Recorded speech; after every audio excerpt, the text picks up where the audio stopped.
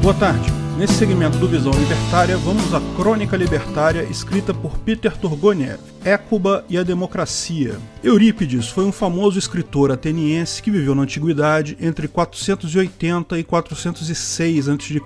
Viveu bem na época da democracia ateniense. Aquela que todo mundo ouviu falar, que políticos dizem para nós que é a base da democracia atual, mas muito pouca gente sabe exatamente como funcionava, ou como não funcionava. Temos um vídeo no canal Democracia Funciona, em que exploramos isso um pouco mais. Eurípides foi autor de várias tragédias, como eram chamadas as histórias, dramas, contadas por um ou mais atores, realizadas nas praças públicas de Atenas. Hoje chamaríamos de peças de teatro. Reza a lenda que esses dramas atenienses surgiram justamente de discursos na Ágora, a famosa praça onde os atenienses se reuniam, discutiam os problemas da cidade e faziam suas votações democráticas. Qualquer um nessas reuniões poderia pedir para falar, para discursar, tentar convencer os demais do seu ponto de vista. Mas lógico, isso é um desafio, não é algo simples de fazer. Então, muitos estudavam oratória, lógica, outros apelavam para oferendas aos deuses, sacrifícios de cabritos e essas coisas. Valia qualquer coisa para tentar convencer os demais. Dentre as várias tentativas de demonstrar um ponto, em determinada situação, algum cidadão ateniense anônimo inventou essa história de interpretar. O cara levantou e, ao invés de fazer um discurso, passou a imitar alguém, com o propósito lógico de convencer pessoas. Daí surgiu a comédia, o drama, a tragédia, enfim, o teatro. Coisas que hoje tomamos como totalmente separadas da política, na verdade, surgiram dentro da política, dentro de um congresso, com o objetivo de fazer política, de mudar a opinião das pessoas. Não estranhe, portanto, quando você vê aquela novela da Globo gadosamente tendenciosa a favor do socialismo, estão apenas retomando as origens. O problema não é fazerem isso, o problema é fazerem isso em favor do socialismo, a ideia mais assassina que já existiu no mundo. Sim, é fácil ver a comédia surgindo dessa forma, uma interpretação exagerada, sarcástica, irônica talvez, de outros debatedores. O drama surgiu de forma a contar uma história mais profunda, convencer pessoas de pontos éticos fundamentais. A tragédia buscava justamente discutir os assuntos mais sombrios, as dúvidas mais cruéis do ser humano. Pois bem, essa origem política das artes dramáticas é bem conhecida. Surgiu na mesma ágora onde fazia-se a votação. Mas muita gente viu que o valor meramente de entretenimento de ver comédias e dramas era muito melhor. Foi um sucesso aquilo. Então passaram a ser apresentados em outros palcos, em outras praças, que as pessoas iam especificamente apenas para ver aquela peça. Surgiram vários palcos especializados, escritores voltados a escrever tais peças, atores especializados em interpretá-las e por aí vai. Eurípides, quando começou a escrever tragédias, na prática a ideia já havia se tornado madura. Eram apresentados já em palcos próprios e coisa e tal, e ele fez muito sucesso como escritor. Escreveu até algumas comédias, mas as tragédias eram a especialidade dele. E tais peças dramáticas eram muito questionadoras. Em 424 a.C., ele escreveu um drama de nome Hécuba, com base na Guerra de Troia. Como era comum, os atenienses daquela época tinham uma grande admiração pelos clássicos, que olha, já eram clássicos na época deles, tá? Do Homero, a Ilíada e a Odisseia, as histórias da Guerra de Troia. Veja, tudo isso, Eurípides, Homero, Hécuba, Ilíada, Odisseia, tudo isso são clássicos para nós, óbvio. Mas para Eurípides, a Ilíada já era um clássico então, tinha mais de 1000 anos na época dele. A tragédia de Eurípides, Hécuba, é longa, tem vários personagens interessantes, várias passagens acerca de ética, do que é o que é certo, o que é errado, mas vou resumir de forma bem simplificada para irmos ao ponto que me interessa. A peça acontece toda em retrospecto, com Hécuba, que é uma rainha troiana, foi capturada pelos gregos, e ela está na peça contando a história dela. Para quem se esqueceu da Guerra de Troia, descrita na Ilíada e na Odisseia, é aquela que Menelau, rei dos gregos e corno, perde sua mulher Helena para Paris, um ricardão troiano que a sequestra e leva para Troia. Menelau podia ser corno, mas não era corno manso não, mandou o irmão dele, Agamenon, ir lá brigar com os troianos e daí surgiu a Guerra de Troia. O objetivo dos gregos era trazer Helena de volta para ele, que lógico iria perdoar ela. Daí os gregos brigaram com os troianos, fizeram um cerco na cidade de Troia, mas não conseguiam vencer a muralha de jeito nenhum, e então um dia foram embora, deixaram apenas um grande cavalo de madeira na frente do portão. Os troianos, achando que os gregos haviam desistido da briga e deixado o cavalo como um pedido de paz, colocaram o cavalo para dentro da muralha de Troia. Agora você já lembrou certamente do cavalo de Troia e sabe o que vem a seguir. O cavalo, na verdade, continha alguns soldados gregos dentro dele. À noite, quando a maior parte dos troianos estava dormindo, os soldados saíram de dentro do cavalo, mataram os guardas do portão, abriram o portão, e o resto foi festa. O exército tinha só se movido um pouquinho mais para longe, chegaram rapidinho de noite, invadiram Troia, mataram todo mundo, queimaram a cidade e tudo mais. Lógico, fizeram alguns prisioneiros, particularmente fizeram prisioneiras a rainha de Troia, Écuba,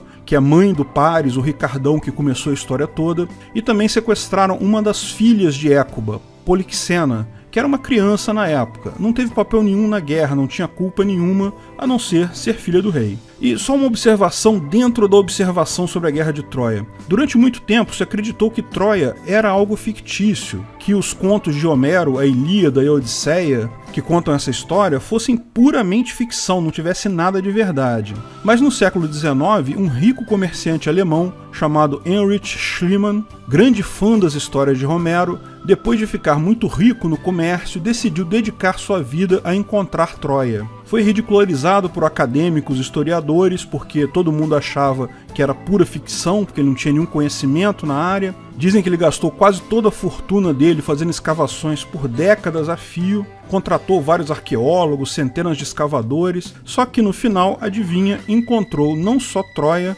como depois disso, Maicéia e várias outras cidades referenciadas nos livros de Homero. Ficou rico e famoso, porque dentre as coisas que ele encontrou, vários tesouros valiosíssimos da época. Então é uma história muito bacana, mas fica para uma outra hora, fechando parênteses aqui. Voltando então para a peça de Eurípides, dentro da série de acontecimentos lá da peça, os gregos resolvem sacrificar Polixena, a filha de Écuba, para honrar o herói Aquiles que morreu na guerra. A menina chega a ser preparada para o sacrifício, mas então a mãe dela intercede. Écuba começa a falar e a dialogar com os atenienses. Lógico, ela está brigando para não sacrificarem a filha, coloca vários argumentos, usa lógica, retórica, discursa a favor da filha. Do outro lado, os atenienses, da mesma forma, fazem discursos inflamados em favor do sacrifício de uma menina inocente. Outras pessoas discursam também, cada um para um lado, tentando convencer a decisão que acham melhor, o sacrifício ou não da jovem Polixena. Os argumentos usados têm principalmente a ver com religião, não são importantes aqui. O importante é a crítica sutil de Eurípides à democracia. Os atores começam na peça a usar os mesmos símbolos, os mesmos sinais que ele usam numa votação da Ágora.